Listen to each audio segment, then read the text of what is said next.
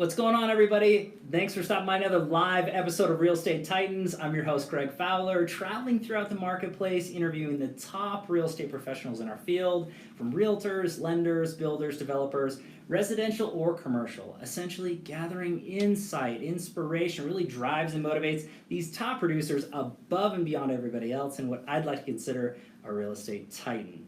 Our very special guest and feature today, Chris Cooper. Chris, how you doing, brother? Good, man. Thanks so much for taking the time. Thank you. It's an honor to have you. I'm so excited for everybody to get to know you deeper as a man, as a professional. I just can't wait. I really can't. Let's do it. So let's just start with the first question. I guess tell everybody a little bit about yourself. Okay, a little bit about myself. Chris Cooper. I am 45 years old. I have lived in Colorado since I was 3. I'm originally from Michigan. Wow. Go Blue. Love it. In 77, so when I was 3, my folks, we grew up right outside of Michigan. And I'm sorry, right outside of Detroit, Michigan. Okay. And as you can imagine, it wasn't ideally where they wanted to be. Fair enough. So in 77, my folks took a 3-year-old and my sister, a 6-year-old, put us in a van and we toured the town, or toured the states. Wow. I'm not sure the exact number, but it was something like 35 or 40 states that they toured. Get out of here. We're talking the 70s, so of course there was certain smells that I got used to. You know, and I've heard enough Eagles and ABBA and stuff like that, but it's one of those. I always admired my parents. I mean, how do you take a 3-year-old and a 6-year-old, put them in a van for months, and try to figure out where you want to be? And I couldn't imagine. So they knew they wanted to be Colorado. It sounds like their first choice was Fort Collins. Interesting. But back in 77, the jobs weren't there. You know, Fort Collins is great now, but back in the day, it was very farm. So Fort Collins was their choice, didn't work out, so then they said, okay, let's do something else. So they came down south and they, I don't want to say settled, but they chose Colorado Springs. Sure. We moved in 77 and went to the Village 7 area, which is on the east side of town. And that's where I grew up. Love it. My parents, they did it right. My dad actually started his real estate career in 71. Okay. Runs in the family. Runs in the family. We're getting some commonality. Yes, we are. And then my mom, she got her real estate license right after. So when we first moved here, the first house she sold was to her family, and we grew up on Oro Blanco, which is the east side of town, and at that time it was the outskirts of town. Wow. So I'm a Colorado Springs boy. Truly, like a transplant native. I mean, it's the closest thing to a native. 3 years old. Besides Go Blue, it's one of those. I grew up in District 11, so I went to Penrose Elementary, Irving, and then Mitchell. Wow. After that, I did go to UCCS. That's a great school. The school is great. Yeah. It's just my grades, basically, they're like, maybe school's not for you. That's great. But it's one of those, I grew up here, and even though I've traveled a lot, every time I go somewhere, this is where I want to be. Wow. You know, I've done California, Florida, I've done a lot of places, buddy, but it's one of those. Nothing beats Colorado, especially Colorado Springs. I mean, our climate here is so unbelievable. I love the fact that we have 4 seasons. I love the fact that we don't have much humidity. And with no humidity means you don't have a lot of bugs. Right. And so I love how we have these wonderful evenings where you can go for walks and stuff. Right. So, I grew up in Colorado Springs. My high school years, maybe they weren't the priority that they should have been. Sure. That's a lot of us, Chris. That's a lot of us watching or listening. Yeah. My dad, if he watches this, he'll be like, surprised I might have graduated. But one of the coolest things that happened to me is on my 16th birthday. My dad, he loved tough love. Okay. And one of the things that he did is on my 16th birthday, he took me, and remember, kind of the Constitution Oro Blancos, or east side of town, he put me in the car and he took me down south, and I'm not the exact sure, it's either Fountain and Academy, Airport and Academy. It was far enough away. Sure. But he basically said, get the hell out of my car and don't come home till you get a job. Wow. Now, my dad's a lot of things, but the one thing he doesn't do is joke. So it's one of those, when I get out of the car, you don't go back. Wow. So on my 16th birthday, and I started walking, and I started finding every car dealership, every restaurant, everything that would allow a 16-year-old that's never had a job before. I went in and applied. Wow. Well, by the next day, I had like 5 different interviews. And the one that I took was a little Mexican restaurant called Pepe's. It was down at Maysland and Academy. Started out as a busboy. Wow. And I'm still friends with the owners now, Sean and Mary Morris. I hopefully you're watching. But they own a great Mexican restaurant up north, up in Monument. La Casa Fiesta. Oh yeah, and great For people, great food. But that's how I really got my real estate going. And Okay.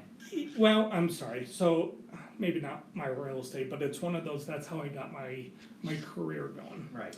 So even though school was really not the answer for me, Sure. I understood the value of $1. Love it.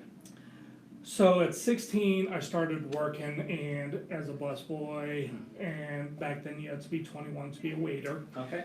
So I was a busser, became a host, and it was great. Worked there for a couple of years, worked my way up the ladder, and it was great. From there, I went to a fine dining restaurant that's no longer here, and that was called Sarasota's. Wow.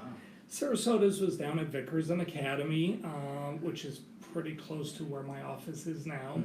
And it was the closest thing we had to fine dining in Colorado Springs besides the Broadmoor. Interesting. And back then, so we're talking, early 90s, you're spending about $20-$25 a plate. And in Colorado Springs, that was a lot of money. For sure. But, same thing. I started out as a busser, and by the time I was 21, they actually made me a waiter/manager. Wow. And I understood the value of money. I understood the value of you work hard, you good things are gonna happen to you. So at that point, I was offered, basically to start up my own restaurant. So at 21, almost 22, myself and a guy named Steve Olas and a couple friends, we started up a restaurant, and it was seafood. Okay. And it was fresh seafood. Colorado, fresh, as fresh as it can be, right? It's fresh as it can be. But I helped open up a restaurant. We had live bands, and it was really, really cool. And for Colorado Springs, early 90s, it was really cutting edge. Love it. No pun intended. Right. You're welcome, Gary. Okay, so it was wonderful, and I did some of the hiring. So what does a 21-year-old do when he's hiring? Well, he hires every beautiful woman that comes in there. Sorry, I don't think I hired a single guy. Wow, yeah. The truth is coming out. The truth is coming out. So great. yeah. But I was there for about a year and a half, and honestly, it wasn't me. Okay. And at that point, I had a friend that was wanting to open up a pizza place down in Colorado City. Okay. And it was called Bojo's, and we still have a Bojo's, I believe, up in Iowa City. So if you're heading up to the ski resorts, it's a great place. Cool. But we opened up one in Old Colorado City on the 25th or the 26th block of Colorado. Okay.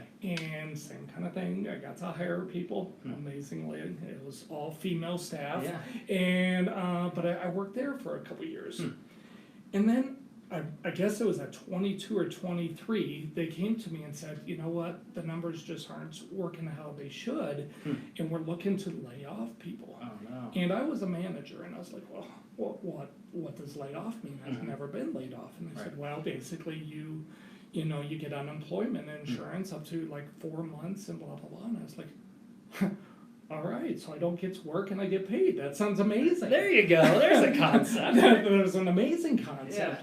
So that's what I did, is I volunteered and I took unemployment. Wow. And I decided to get my real estate license.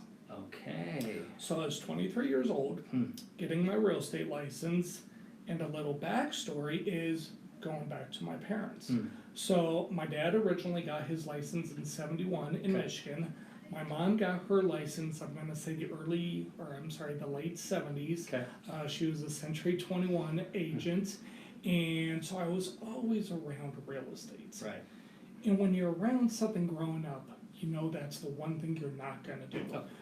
I've heard that several times, and to me, I'm thinking that's a great example, but maybe not. Maybe it's telling you I don't want to go that way because I don't know. I mean, Well, and that's it. So because I saw real estate in the 70s and early 80s, well, back then, how did they do real estate? They had the books. Right. And if you wanted to go show homes, you had to go to the individual real estate offices, check out a key, go show a house, come back, drop off the key, and then look at the book again. And at this book, you might be calling, and it's like, well, we sold 5 days ago. But that was the most current thing that they had. wow. So why am I going to waste my time on stuff like that? I mean, it could take you 3 hours to show you one house. Right. Well, when I got my license in 97, well, here comes the internet. Sure. I mean, it was the old dial-up, but it was one of those, hey, we're working smarter. Love it. So the internet, you could actually see real estate live. You could see it, as close to now as you can. Right. You still have to rely on the agents putting in everything correctly, but it's one of those, it was live. Well, the other thing is they had lock boxes. So now you don't have to go to the individual office and check out a key and stuff like that. So if you want to go show a home, which was kind of a new concept, you went, you set up a showing on the MLS Right. that you saw right then and there, you showed the home. So it was finally working smarter, not harder. Love that. And that's when I was like, that's it, that's what I want to do. Okay. So I got my license March 4th, 1997. Wow, Chris. My first appointment, I went, it was probably first couple days. Okay. And it's one of those, I went to a listing appointment and I nailed it, buddy. I Ah, nailed it. yes. I mean, it was probably, I remember the home, it was up in the Norwood area, Okay. northeast area of Colorado Springs. And, back then the purchase price was probably $125 or something ridiculous. Sure. And I did a great job. And at the very end, they said, you know what? And if you weren't 23, we'd hire you in a heartbeat. Oh, ouch. Ah, come and it on. killed me. It killed me. So then I kind of went into the office administrative and tried to learn the behind the scenes, because honestly, it did. It killed me the first couple of years. Sure, I get it. But then my friends started buying houses and stuff like that. Okay. And one giant part that I'm forgetting is, so I got my license in 1997. Well, 1993, my parents, they were working for a RE/MAX office here in town. Okay. They loved the idea of the balloon. They thought the RE/MAX was just the best thing back then. Sure. And it's still a wonderful name. Oh, yeah. But it's just one of those, they thought it was the best thing. So they opened up their own RE/MAX. Wow. So in 1993, they opened up RE/MAX Partners. Okay. And RE/MAX Partners, they said, each office has their own, do you pay for the desk? Do you pay a split? How do you do it? Well, RE/MAX has their own philosophy, and I'm not sure if we're allowed to get into that. Sure. But they talked about, well, what if you shared an office? What if you became partners? So 2 people in one office, now the office fees are less.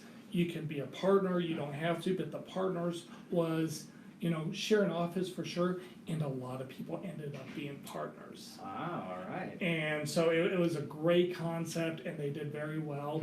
They owned the company from 93 to, I believe, early 2004. That's great. And it was a great success. I think at the time they had give or take 55, 60 agents. Wow. And when they sold at the right time, and it was great. Yeah, I love that. Would I ever want to do it? No. Bruce Betts, Yeah. Joe Clements, you guys can have it. Gary Martinez, Yeah. even though we know Amy does all the work. You mentioned a lot of great Titans in that list. But it's one of those. I've never had the desire to be a broker owner. Sure. Broker owners are the hardest workers. They have the most liability on them. Right. I don't want to do what they do. It's one of those, they're the unsung heroes because they really are watching every contract. They really are watching everything because they are the ones liable for us. Right. Well, I've got enough going on that I want to make sure I'm doing everything correctly. I don't want to watch 30, 50, 75, 100 agents. So, yeah, that's the basics of my well story, buddy. said. No, I love that, and there's so much background to that, and to who you are, and obviously where you're at right now with your career path. And you've seen so much change and so much adjustment in this city, in this town. It's unbelievable, right? Oh, absolutely. And you had mentioned a couple areas, and they've just completely morphed, and there's so many people flooding in here. A lot of the stuff that you said earlier about the weather conditions and the seasons, and there's so many people flooding in here for all those reasons and so much more. So I love the city too, and anybody who's from here, lives here, they get it. If you're not, you need to visit because it's a great place. Oh, it's unbelievable. But I do want to go into a slightly different topic into this, and I think this will give a deeper window into who you are too, Chris, Okay. and why you do what you do. So this is the why question. Really, what motivates you? What drives you to do what you do to the level you do it at? Gets you excited every morning, right? I mean, what is that for you? Well, okay, so I've been a realtor 22 years. Right. 45 years old. I'm basically half my life doing it. Wow. The why has changed, buddy. Okay. When I first got into it, well, when you work restaurants, you work when everyone else doesn't. Okay. So I was working every Mother's Day, every Easter, every Thanksgiving. You know, I always had Christmas off, but I was working when everyone else wasn't. Wow. And so you choose real estate. Sure. You're like, wow, that makes sense. But it's one of those, I was sick of leaving family functions to go work. And that was the ultimate why in the beginning, especially Thanksgiving. Working at a fine dining place, I worked quite a few things, 3 or so Thanksgivings. Yeah. And my folks always had 20, 30, 40 people at the house. And before the turkey came out, I had to leave for work. And it was horrible. So it's one of those, one day when I grow up. I still haven't grown up yet. Yeah, But I it's don't think any of us have, really. I mean, but it's one of those, that's where the why was. okay. Was I wanted to control my own hours. Love it. And that's honestly the basics of my real estate career is there's an agent that I learned from early on, Okay. Brian Macker. Wow. Whether you're still watching this stuff or not, Oh, Brian yeah. Macker, he's an amazing guy. He's been around longer than I have. For sure. And one of the first things he told me was control your business or your business will control you. It's well said. Well, what does that mean? He says, well, what's important to you? And I said, weekends. My weekends are important. My evenings are important. Great, then control it. Well, to be fair to any new agent, kiss that goodbye. For a while, Yeah, for sure. in the beginning, you're going to do open houses. You're going to work evenings. You're going to do the stuff that other people don't. But it's one of those, you have to do that because you've got to build your sphere. You got to do whatever you can do to survive. Sure. And so the first couple of years, I did. I worked when everyone else didn't. And I was compensated very well. Sure. I did quite a few, life was pretty good. Right. I made some pretty good money. Sure. In 1999, I met my wife. I was actually at a blind date. A guy named Jeff Bowles, if you're watching. His dad is Barry Bowles over at Real Estate Group. I know he's sold it since then. Yep. But it's one of those, Jeff actually said, I met your wife. And she's at our office. And so where does a realtor meet his future wife? I met her in a driveway at a parade of phones. Okay. There we go. In the business. In the business. That's So right. it was up in Kingsdeer, Okay. which is a neighborhood up north, up in Monument. And I met my future wife up in a driveway. And we dated 7 weeks. Okay. And then I proposed. Wow. I knew. You knew. I knew. And it's one of those, we were blessed and we had 2 great kids. Got a 16-year-old daughter and a 13-year-old son. Wow. And even though, unfortunately, it didn't work out last year, Sure. and we won't get into that, but it's just one of those, I am a believer, and I believe that there's a plan, and the plan was for me to be married 18 years. Well said. And Now there's a new plan. And every day I kind of try to figure out what that is. Wow. And that's probably where my why is now. Okay. So my why is more, what's next? Mm-hmm. And I still love helping first-time home buyers. Sure. I still love helping Broadmoor buyers. Mm-hmm. I still love my business, but it's one of those for the last 18 months, it's changed a lot. I mean, Right. when you have a divorce, which you weren't expecting and really didn't want, Sure. it set me back. Wow. One thing that I did that I'm very proud of is my little slogan for the last 18 months is I never slept in once. Wow.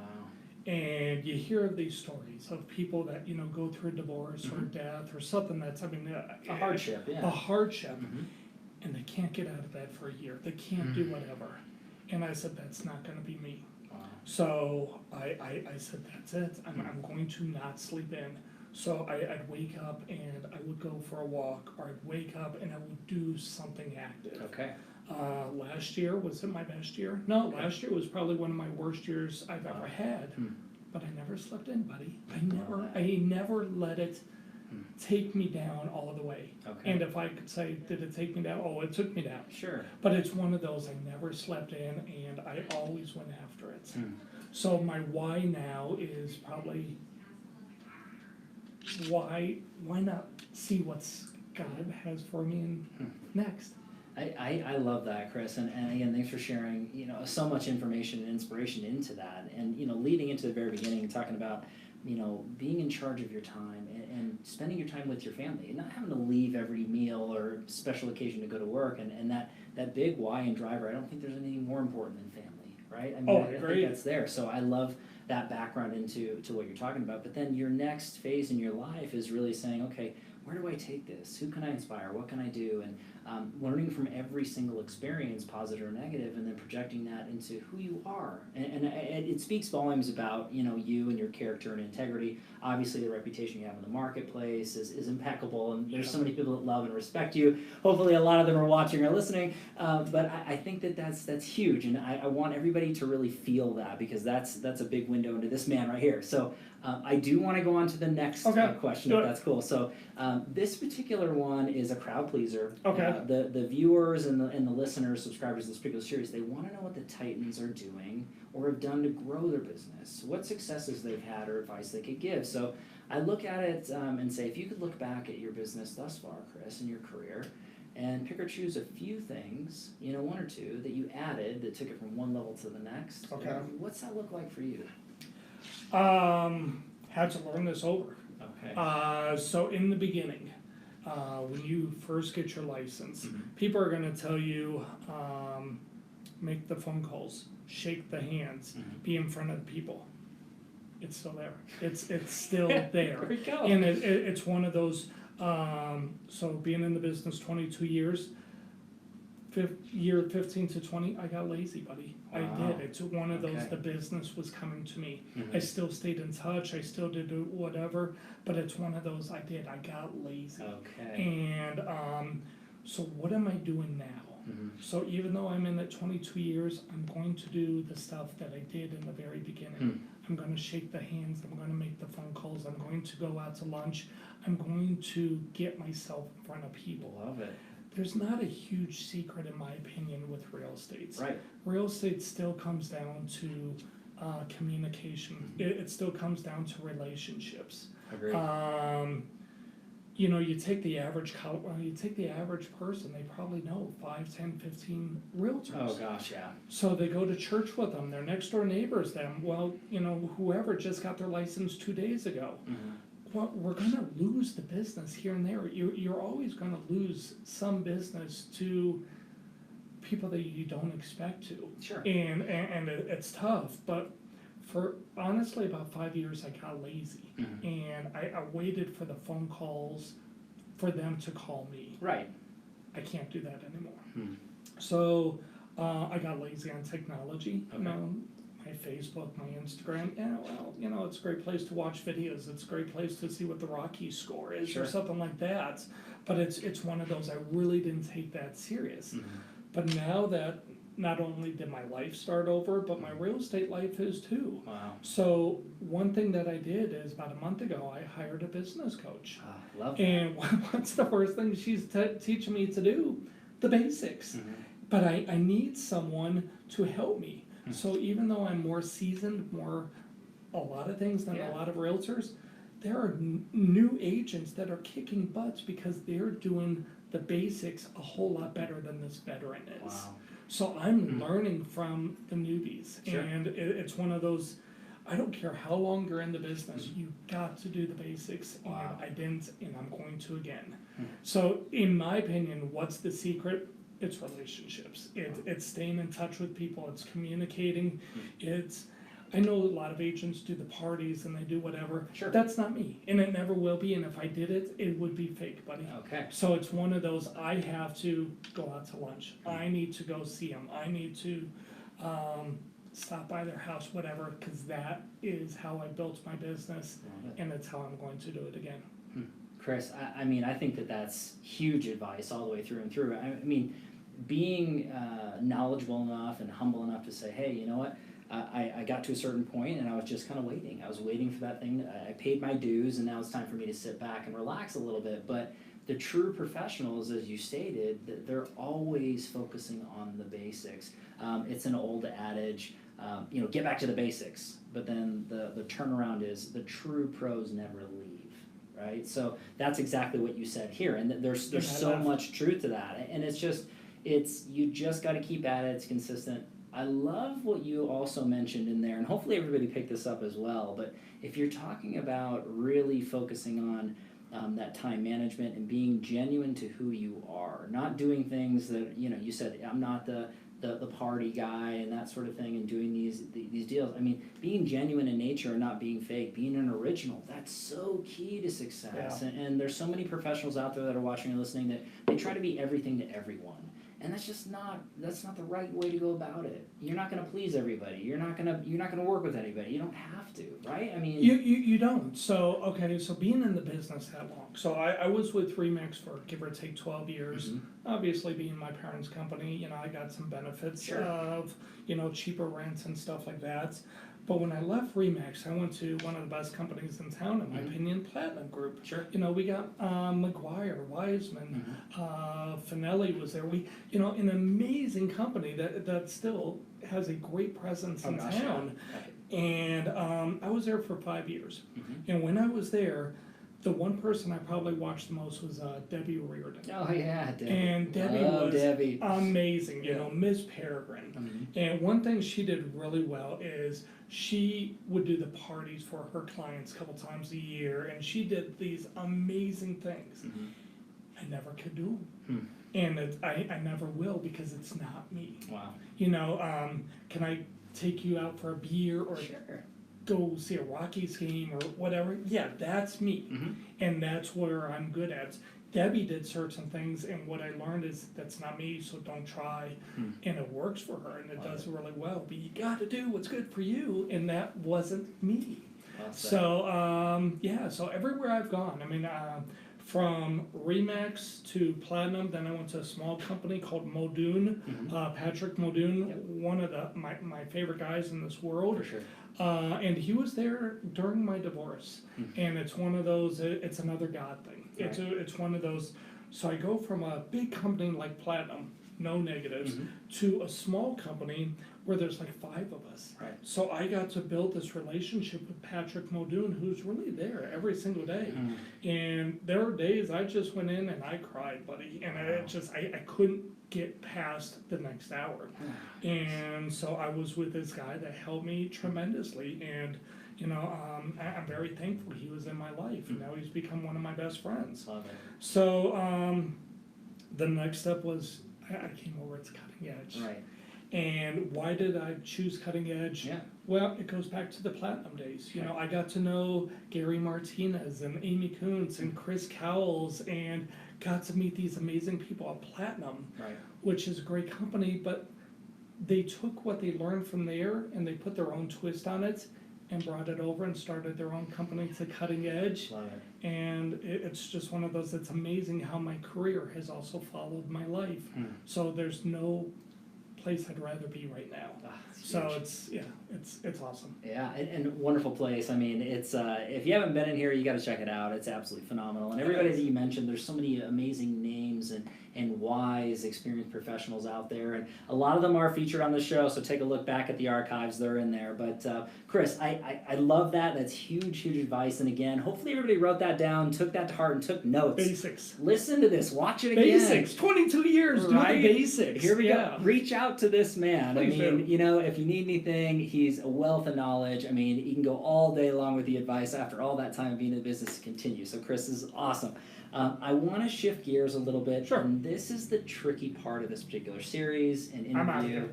here. And we're cut. Here we go. It's the challenge question, Okay. right? I mean, at the end of the day, we all deal with challenges and struggles in our lives. Yeah. No one's exempt. Whether it's in the future, in the past, or in the present, we all have things we go through. But I'm a firm believer in it's not so much what happens, but how we respond, what we can learn from it. And that doesn't take away from the pain or the struggle. But I think that we want to try to come out as positive as possible in a learning experience for ourselves or the people around us.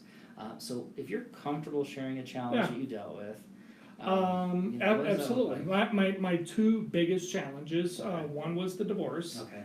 Like I said, it's nothing I was expecting. It's nothing I wanted. Right. And I fought for it. It's just her, God, however you want to say it, had different opinions on it. Right. So that was a huge challenge. But I have a 13-year-old son, and when he was 4, he got sick. And for 7 years, he was sick. Oh, no. And ended up where he had a thing called inflammatory bowel disease or ulcerative colitis. Yeah. He had surgeries after surgeries. It was bad. We spent so much time at Children's Hospital. Sure. There were nights that the ex or I would sleep outside of his room, or we would put him in our bed, and I would sleep on the floor because we wanted to make sure he was going to breathe through the nights. Right. And it's one of those. At one point, he was, I think, 10 years old, and he weighed 43 pounds. And it's just one of those. Yeah, there were many times that we thought we were going to lose him. Mm-hmm. So my challenges have always kind of been family related, which I assume most of them are. Yeah. But it's one of those. I mean, thankfully, my son is healthy. Thankfully, I've moved on from the divorce. You know, it's one of those. It's been a year and a half. You know, there's still more healing to do. Sure. But it's one of those. I didn't sleep in once. And the one thing that probably helped me more than anything was walking. So it's one of those. When she told me her plans, I didn't know what else to do. I wasn't going to leave my kids or whatever. Right. But I started waking up at 5:15 in the morning, and I would walk. Started out as a couple miles, then 4 or 5 miles. After a while, I was walking almost 10 miles a morning. Yeah. And it's one of those, that was my little piece. And at the time, we were in Black Forest, and so I would just do the trails and trails and trails.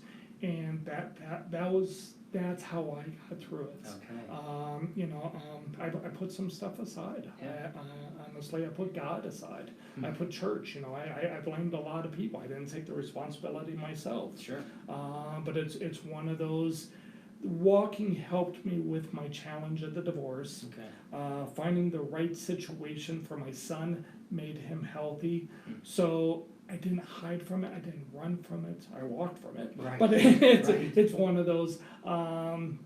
My biggest challenge is going to be my biggest success, and I'm still going through it. Sure. And it's one of those. They say something like it takes 1 year for every 5 years that you're married. Oh wow. So realistically, I could be going through this for 3.5 years. Well, I'm too stubborn, buddy. Yeah. It's Not this guy. Yeah, but it's one of those. I'm going to beat it. I'm going to, and I am already. There's certain things I did. Last year I stayed busy, so I volunteered a lot. I went down to Care and Share, and I was volunteering once a day at Care and Share.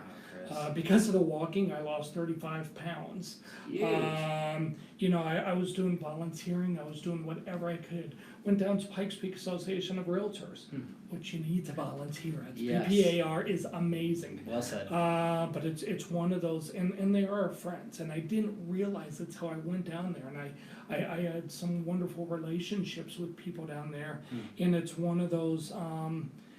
I got involved with the board, and I was doing YPN, and I was doing community relations, and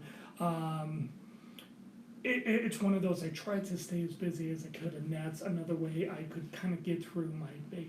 But I'm beginning to tame off on some of those, and I'm getting healthier. You know, this business coach is one of the last things I need to do. I need to get my mind back into the game. Okay. Am I working every day? Yeah, I'm still working 40 hours a week. Right. But am I working smart? No, not as I want to yet, but I'm going to again. Getting there. You know, and it's one of those, you know, I wish I had more listings, I wish I had more buyers, but they're coming every day. Sure. And it's one of those, I'm getting the momentum again. So some of the Titans that you've interviewed are some of the agents that I respect the most, because they're working the 10, 15, 20 deals at a time. I'm working on a couple. Right. But it's one of those, watch out. Love it. Yeah, Love watch this. out. I mean, Chris, the energy is so intoxicating. Hopefully you guys are feeling this through the camera or hearing this in your headphones, but that's so inspiring. I mean, the challenges you dealt with, you know, very personal that you just shared, so thank you for doing Absolutely. that. But I think that truly represents that with a positive attitude and mentality and good people supporting around you, keep moving forward and you learn from and you grow and look at who you are today, continually growing and scaling and inspiring others. So I think that that's great. And again, I just want to thank you for sharing. It's not easy to air your stuff out in front of everybody. But I do want to shift gears to a slightly softer question. So Perfect. we made it through Let's that, do it. everybody. We made it through. But this is one of my favorites. It's the travel back in time. Okay. So if you could travel back in time and give young Chris a piece of advice or two, and this is any age range. It could be a year ago, it could be 10 years ago, it could be little Chris. What would you say to your younger self?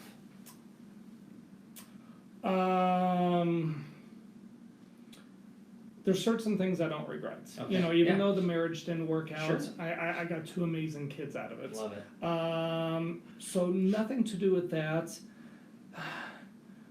During this process, the one thing I've done a lot is I've listened to a lot of motivational speeches. Okay. So I'm not a huge reader, but whoever invented Spotify, genius. There you go. Yeah, so we'll get to that in a bit. yeah, For sure. but it's one of those. I listen to a lot of things. Boy, my brain's not thinking. No, you're but good. it's one of those. There's Steve Jobs. Okay. Yeah. So Steve Jobs did a commencement speech, and I think it was at a college before he passed away. Wow. And one of the things he said is, "You have one life. You have one life. Well, don't waste it. Don't waste it on TV. Don't waste it on this stuff." And it took me quite a few times to really hear it. Wow. And maybe I'm stubborn or whatever. A lot of people are like, "Oh yeah, I have one life." But, you know, I can't miss American Idol tonight. Or I've got one life, but I can't miss whatever. Wow. Well, last year and a lot of this year, I've kind of gotten a little lazy on stuff. Yeah. But it's one of those, I took it to heart. So I stopped TV. I stopped a lot of things. Wow. And I started taking advantage of that one life. I went skydiving last year. Get out of here. You know That's who I went great. with? My 70-year-old mom. No way. Sorry, Mom. love Sorry about that. the age thing. Hi, Mom. But it's one of the. I'm 52. Yeah. But it's one of those.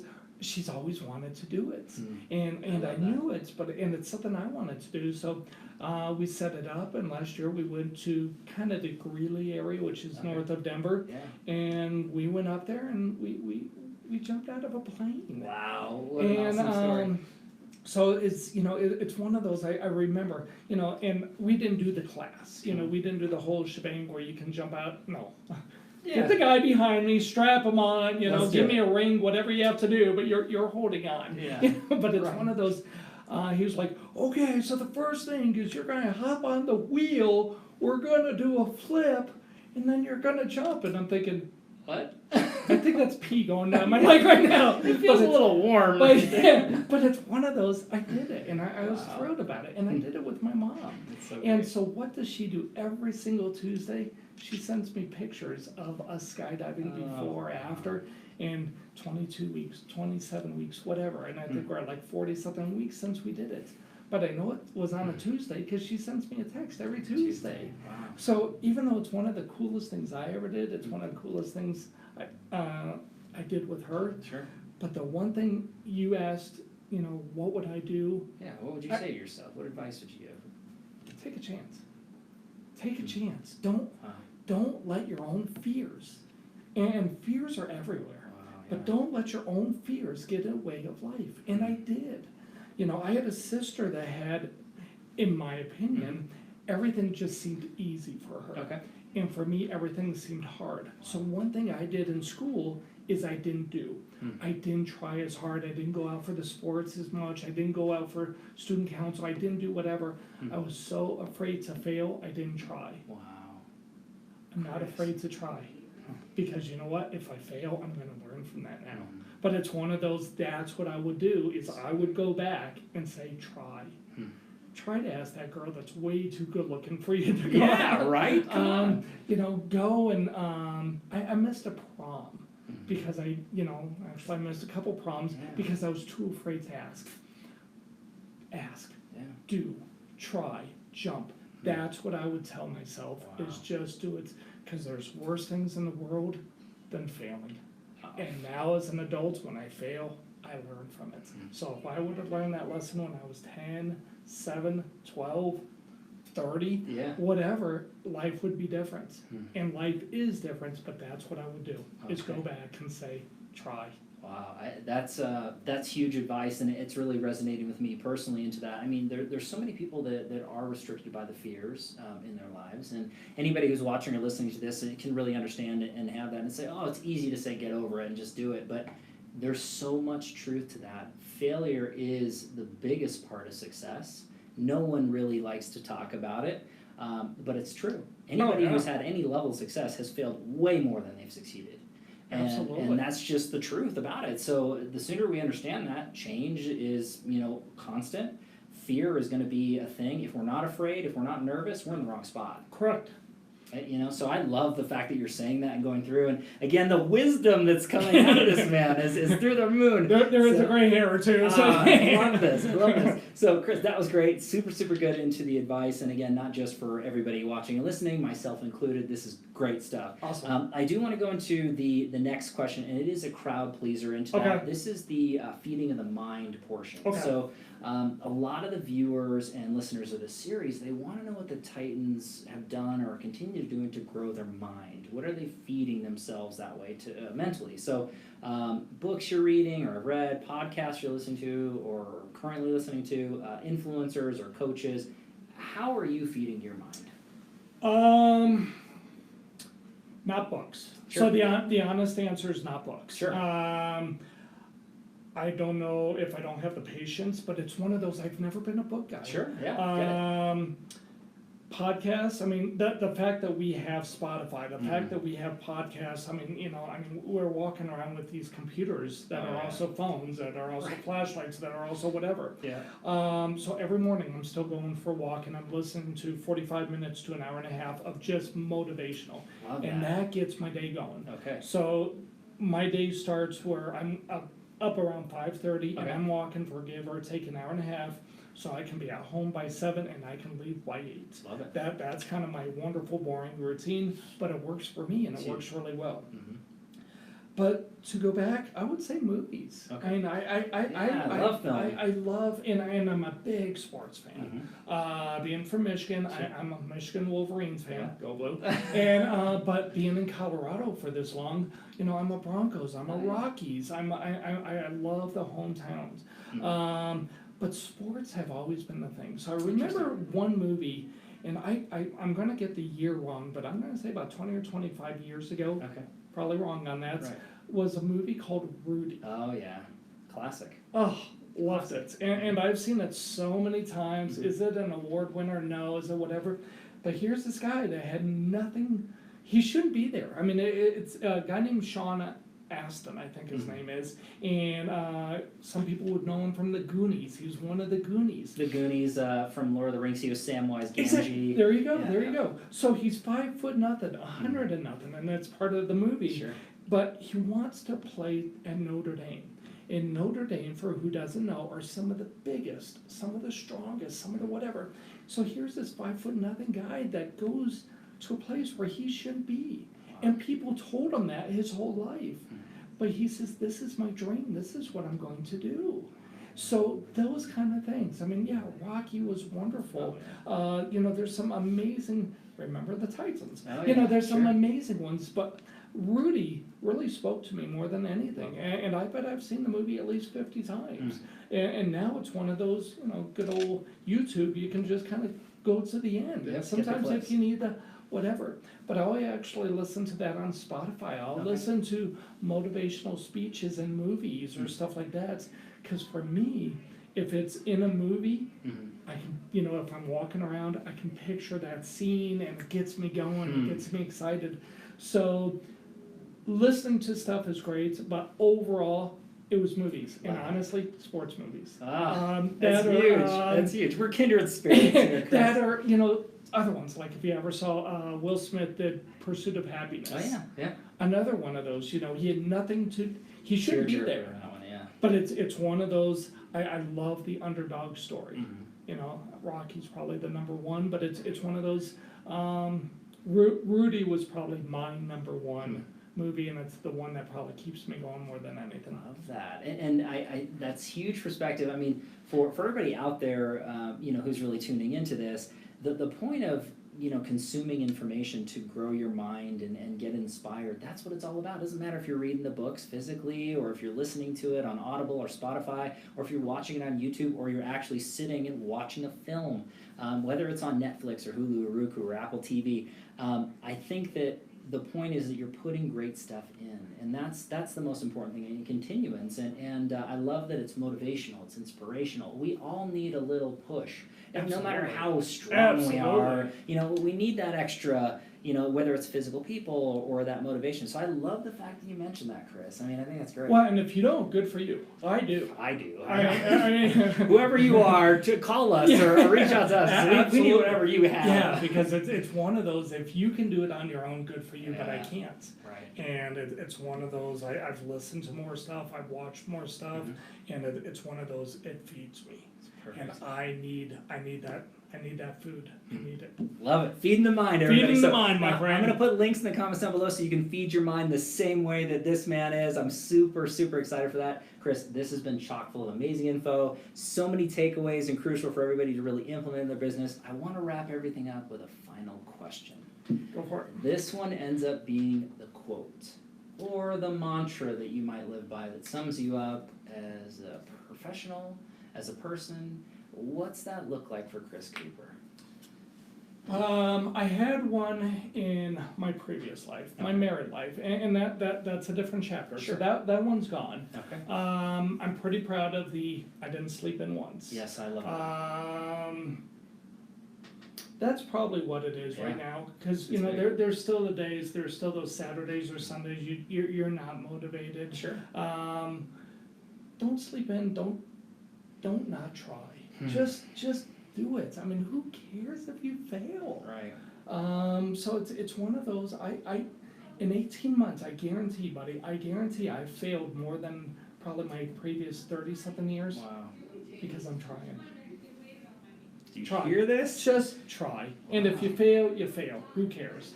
I mean, it's one of those, you move on and you learn from it. And I've learned so much. So my biggest negative is going to be my biggest positive. Chris, this is huge. I want to thank you for taking time. You're an official real estate titan, my friend. All right, buddy. Yes, I'm honored. This is amazing. Everybody, thank you so much, as always, for your time and attention, your love and support. If you like what we're doing here at Real Estate Titans, don't forget to throw us a like on Facebook, subscribe to YouTube, take a look at us, or I should say a listen, on iTunes, Spotify, and Google Podcast. Live every Tuesday and Friday afternoon, a different Titan, a different location. We'll catch everybody on the next live episode of Real Estate Titans. Take care. Bye, all. Thank you.